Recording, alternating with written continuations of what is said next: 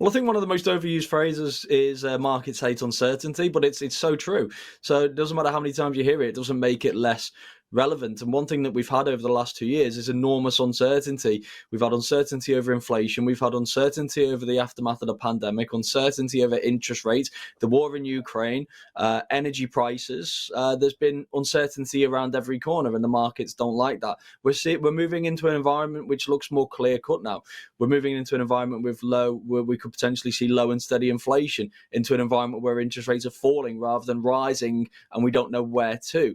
That is all much better if you're an investor, because you know what you're effectively benchmarking against. You know what the situation is like. You know what the economic prospects are, because again, rising interest rates is not just bad for investors. It's not just bad for markets, but it's bad for business. It's bad for the economy.